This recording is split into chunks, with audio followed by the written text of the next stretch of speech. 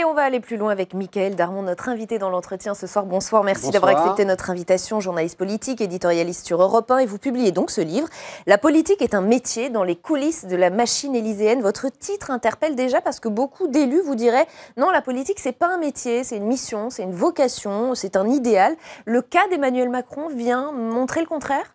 La politique, c'est être capable de produire une politique publique pour pouvoir changer la vie des gens, c'est respecter des codes, être capable de pouvoir faire passer des amendements, faire des lois, des réglementations. Donc, de ce point de vue-là, c'est effectivement un métier qui peut avoir une vocation existentielle. Être docteur ou être médecin, c'est un métier, mais c'est également une vocation. Donc, ce n'est pas incompatible. Ce titre-là, j'ai choisi pour qualifier ce que vit Emmanuel Macron dans cette partie maintenant, moitié, maintenant pratiquement du quinquennat, parce que c'est à la fois un constat, c'est à la fois une prise de conscience de sa part et une direction. C'est-à-dire, c'est au fond un peu un titre en rond-point, vu la période qu'on a traversée. Ouais. Il est un petit peu à un carrefour et il a choisi effectivement d'intégrer, à la différence du début du mandat, les codes de la politique pour pouvoir continuer, voire même relancer son quinquennat. Et c'est parce qu'il ne les avait pas, ces codes de la politique traditionnelle au départ, qu'on peut dire que son quinquennat a un peu volé en éclats ? Souvenez-vous, il avait expliqué que le parcours de l'élection, c'était un parcours old school, ringard, qu'il avait complètement changé les codes.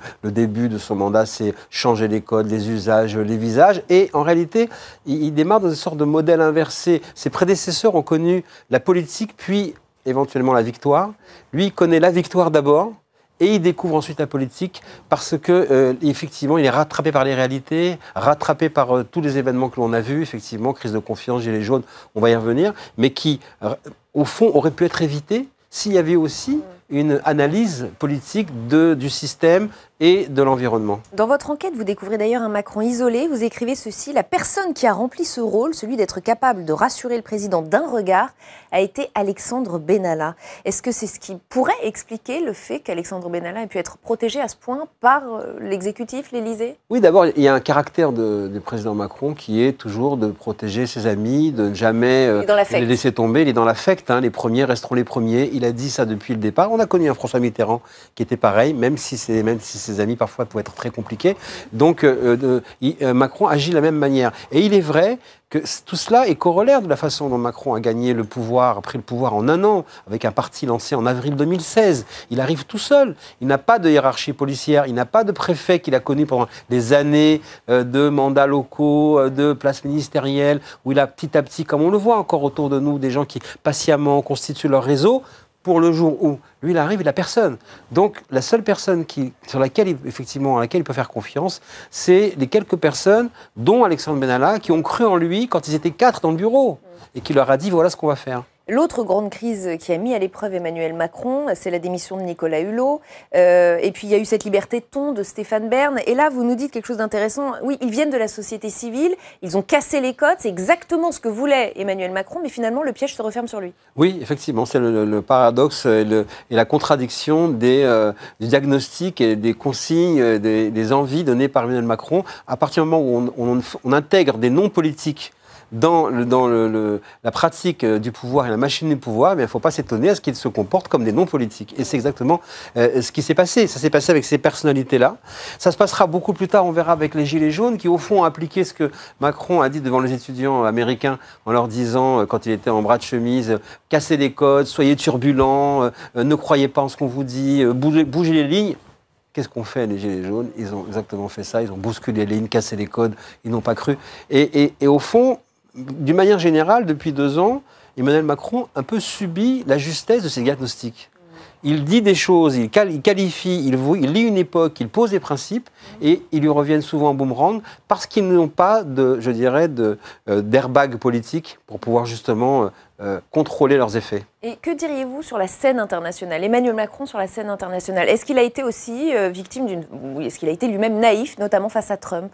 Non, alors vis-à-vis de la position d'un Macron sur la scène internationale, il analyse bien également cette époque, c'est-à-dire face à un Macron, face à un Trump, il a compris qu'il est face à un disrupteur comme lui, quelqu'un qui a aussi gagné parce qu'il a été en rupture avec les codes de la politique classique. Et c'est pour ça qu'au début, il essaie de créer la relation avec lui. Mais après, il n'est pas dupe. Il sait très très bien que les populistes sont les plus nombreux maintenant, ou commencent à être de plus en plus nombreux autour de la table du G20, qu'il va falloir qu'ils fassent attention à cela. Et d'ailleurs, c'est pour ça qu'il n'hésite pas maintenant à affirmer des valeurs contraires. Et il sait aussi qu'au-delà, comme il avait dit pour Trump, au-delà des personnalités, les pays gardent des amitiés. Et aujourd'hui, il entretient l'amitié avec les États-Unis, tout en disant et en escomptant sur le fait que Trump passera, on verra dans combien de temps, mais qui ne sera pas forcément éternel, bien évidemment. Vous consacrez aussi un passage à Marine Le Pen, invitée à Matignon au moment justement de la crise des Gilets jaunes, et vous dites qu'elle a impressionné les équipes d'Édouard Philippe, ce qui pose une certaine question. Moi, je me suis demandé en lisant ça, est-ce que finalement, ils n'ont pas aussi parfois pris des leçons de politique de la part des anciens de la politique, et notamment Marine Le Pen? Oui, et c'est surtout le cas vis-à-vis également d'Emmanuel Macron. Elle les a impressionnés parce que elle a dit exactement à l'extérieur ce qu'elle avait dit à l'intérieur. Elle a respecté à la lettre près dans ces entretiens-là, ces consultations. Et puis surtout, elle a bien fait comprendre qu'elle n'a pas cherché à aller au-delà de sa démarche politique. Elle a dit: je veux la dissolution, je ne veux pas mettre à bas la République, je suis contre le chaos. Et alors, ce qui est intéressant, c'est que j'ai eu effectivement le récit de cet entretien avec Emmanuel Macron un 6 février. Cette date qui, dans l'esprit et de Macron et de Marine Le Pen, le 6 février, faisait écho au 6 février 1934, là où le jour où les ligues anti-parlementaires viennent faire un coup d'État et tentent d'envahir le Parlement. Ce 6 février-là, les deux se rencontrent, ils jouent un peu le match retour de la présidentielle et elle lui fait passer le message en disant: j'ai changé, je ne veux pas le chaos, je ne veux pas renverser la République, je veux vous battre, je veux dissoudre l'Assemblée, je veux installer une autre politique. Mais ce jour-là, elle lui fait aussi comprendre qu'ils joueront le match tous les deux en 2022, en tout cas c'est leur désir. Et Macron et Le Pen veulent refaire le match en 2022 qu'ils ont connu en 2017. Est-ce qu'Emmanuel Macron a conscience de cette fragilité? Il y a cette phrase dans votre livre: le président est en colère contre son armature politique jugée trop faible. Il en a lui-même conscience de ces faiblesses? Oui, il a souvent dit depuis l'été dernier et depuis la montée de toutes les crises qu'on a vues, notamment Benalla, Gilets jaunes, démission. Il a souvent effectivement dit, pesté, compris que son armature politique était un petit peu trop faible. Et puis surtout, il a compris qu'il y a une épure qui est celle de la vie politique quand on est à ce niveau-là.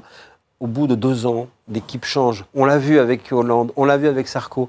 L'écosystème, le biorhythme d'une équipe présidentielle, qui souvent vient d'une campagne, donc ça veut dire que ça fait déjà 2-3 ans, pour eux, 3-4 ans, qu'ils étaient totalement sur la brèche, eh bien, elle est obligée de changer parce qu'elle est en moindre capacité de produire justement de l'efficacité, de comprendre comment ça se passe. Et ce qu'on voit, que la manière dont Emmanuel Macron renouvelle son équipe, eh bien, il prend à chaque fois des gens d'avant.